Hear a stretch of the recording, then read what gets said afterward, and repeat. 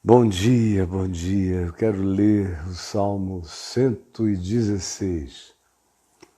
Antes de chamar o querido Fábio Rabin para a gente conversar, e depois dele o Braulio.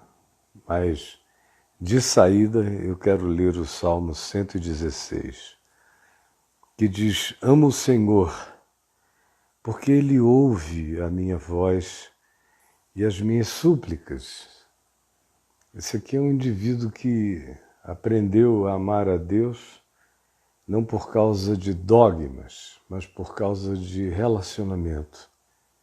Ele ama por causa da tratabilidade, da responsividade, do carinho terno que ele sente da parte de Deus em relação à condição dele, o que o fez ficar grávido de amor, porque o Senhor ouve a minha voz, porque Ele ouve as minhas súplicas, porque Ele se importa comigo, porque inclinou para mim os seus ouvidos, baixou como quem se acocora para ouvir uma criança.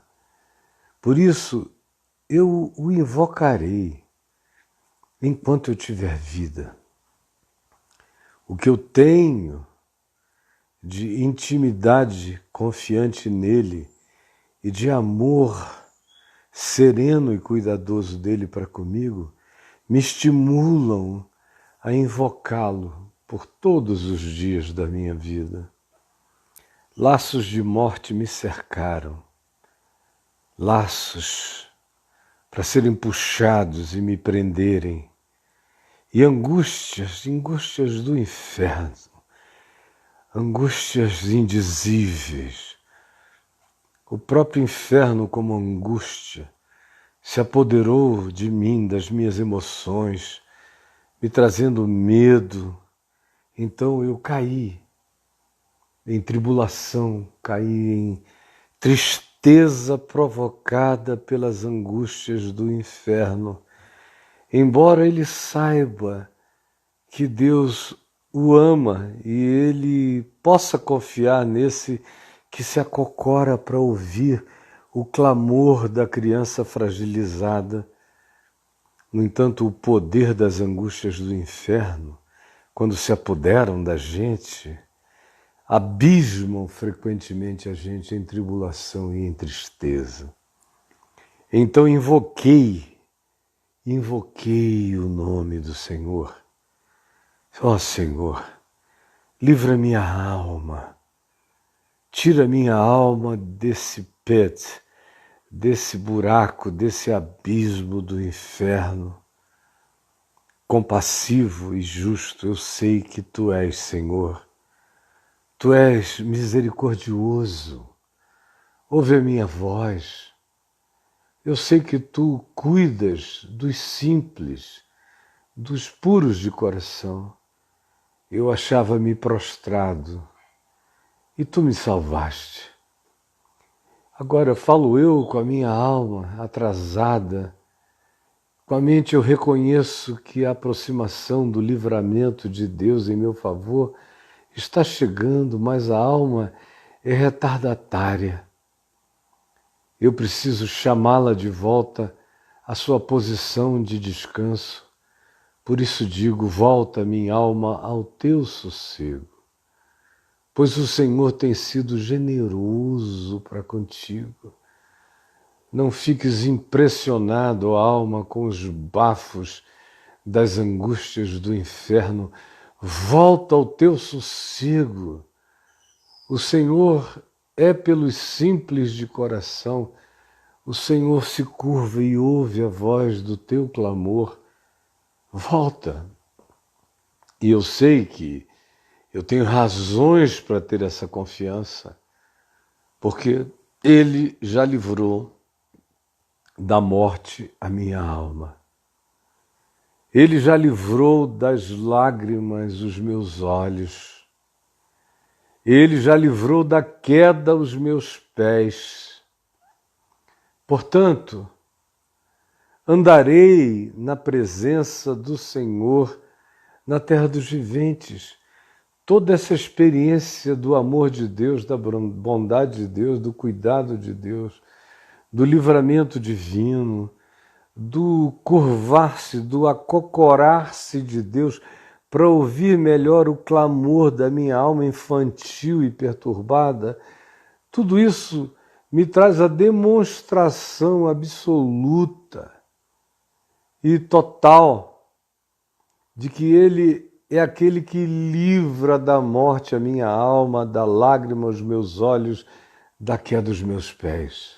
Portanto, como consequência disso, por saber disso, por ter experienciado isso, não como concepções abstratas, mas como experiências pessoais de confiança nele, sendo assim, sabendo disso, andarei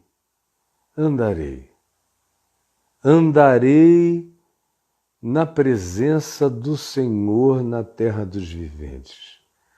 O resultado disso é que eu não tenho mais como viver uma vida que não seja consequencialmente coerente com o que eu creio, com o que eu provo, com o que eu experimento, com o que eu sei do socorro divino para com o meu ser, mesmo quando a minha alma parece mais um poço infernoso de tanta agonia. Eu, todavia, tenho a experiência do livramento de Deus que livrou da morte a minha alma, das lágrimas dos meus olhos, da queda dos meus pés. Portanto, andarei na presença do Senhor aqui no mundo, entre os humanos, na terra dos viventes. Eu cria em Deus. Durante todo o tempo eu criei, ainda que eu tenha dito. E o que eu disse? Eu disse, estou sobremodo aflito, desesperadamente angustiado, embora eu creia em Deus. Eu disse, na minha perturbação, no meu surto, na minha falta de equilíbrio total, eu disse que todo homem é mentiroso, que ninguém presta, que não há ninguém digno de confiança. Mas essa era a exacerbação do meu estado angustioso. Eu entrei nesse molde de negação de qualquer que fosse a condição saudável de relação com outro ser humano. Eu me vi cercado de tanto banditismo, de tanto laço, de tanta agonia do inferno, que para mim a existência toda perdeu a possibilidade de ter um lugar de refúgio, no abrigo fraterno de algum vínculo humano. Por isso eu disse na minha perturbação que todo homem é mentiroso. Que darei eu ao Senhor? Que darei eu ao Senhor por todos os seus benefícios para comigo? Ao mesmo tempo em que minha alma está angustiada, ainda vivendo os ecos e o crepitar angustioso do inferno psíquico, eu, no entanto, ganhei consciência de que eu estou doente de medo, doente de pânico, doente de negatividade.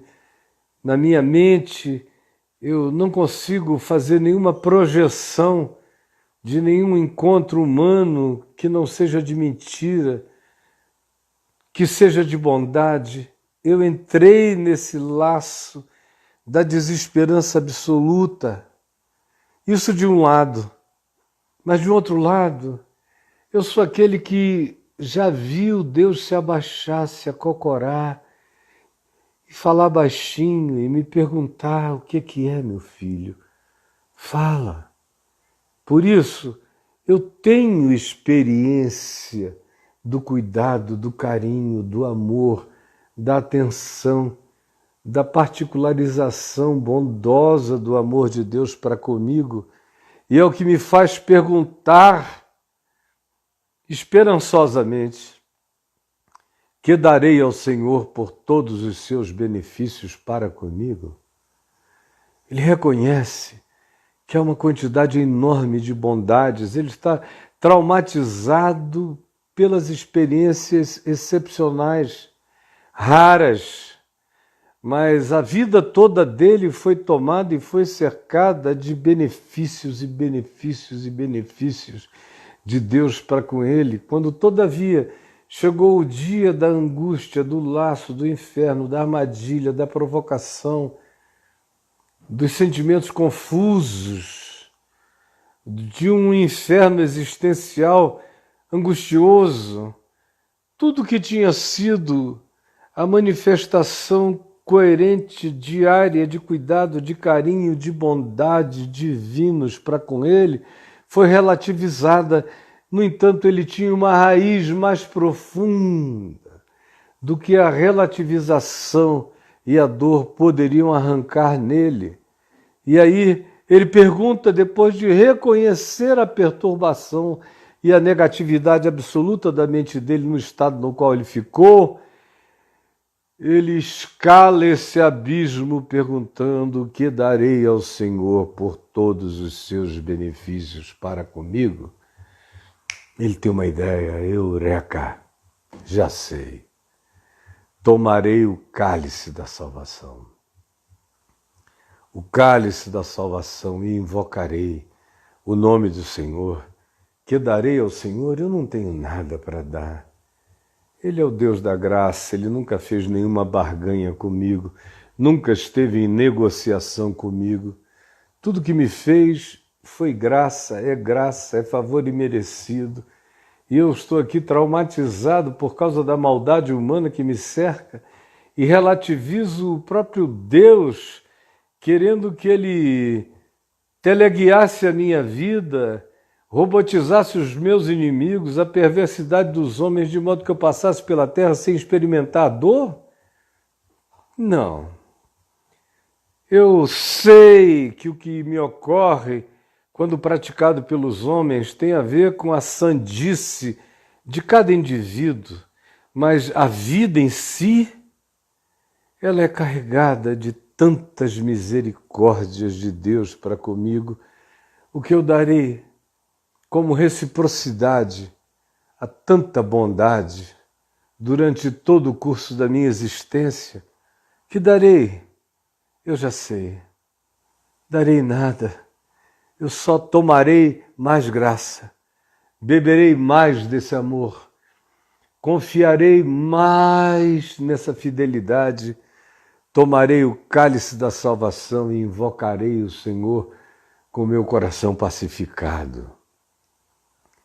Cumprirei os meus votos ao Senhor, na presença de todos os que me veem. E os meus votos são os meus compromissos com amor, com justiça, com esperança, com paz, com bondade, com benignidade, com mansidão, com domínio próprio. É isso que o meu ser vota na direção de Deus. Esse é o compromisso feito. Andar no caminho sobremodo excelente, andar em amor, em verdade, em justiça, em fé, em esperança, sem voltar atrás, todos os dias da minha vida. E aí eu cresço para saber, para discernir que nada pode me separar do amor de Deus, nada, de nenhuma natureza, não há nenhum anacronismo que possa me afastar desse amor. Por isso é que se diz: preciosa é aos olhos do Senhor a morte dos seus santos. Esse vínculo com Deus é tão extraordinário que nem morte nem vida podem nos separar deste amor. Ao contrário, até aquilo que para nós parece ser luto do lado de cá, se a gente pudesse ter os olhos abertos e ver o que está acontecendo do lado de lá, nós veríamos como é linda, como é preciosa, aos olhos do Senhor, a morte dos seus santos, dos que partem para a eternidade, para outra dimensão, como filhos do amor, eles entram num estado de preciosidade indizível. Nele ninguém morre, e nele todos são glorificados. Preciosa é aos olhos do Senhor a morte dos seus santos. Senhor, deveras eu sou teu servo, eu sou teu servo, eu sou teu servo, sim. Sou teu servo, filho da minha mãe que te amava e te servia. Tu tens quebrado as minhas muitas cadeias, despedaçado as minhas correntes, os meus aprisionamentos, os meus medos e os meus vícios. Por isso eu te oferecerei ações de graça, louvores. Invocarei sempre o teu nome na minha vida, em todas as ocorrências do meu viver, do meu existir. E eu cumprirei o meu compromisso com a lei do amor e da vida, na presença de todos os seres humanos. Eu habitarei esse ambiente de culto, de mente tomada em espírito e em verdade pela gratidão e pela alegria de pertencer a ti e de saber que tu és aquele que te acocoras para ouvires a voz do meu clamor.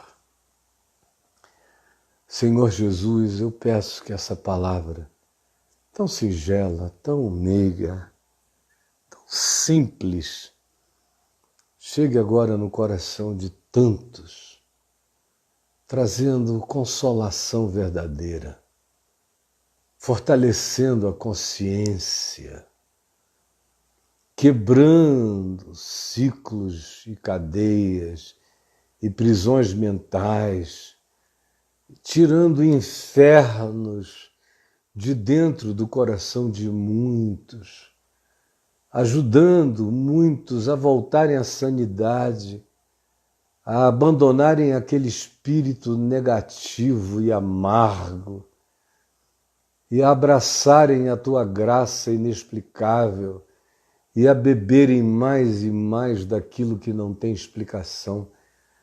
Tu nos amas porque tu nos amas e nós não somos a explicação do teu amor para conosco. Ajuda-nos a entender isso e consola o coração de todo aquele que carece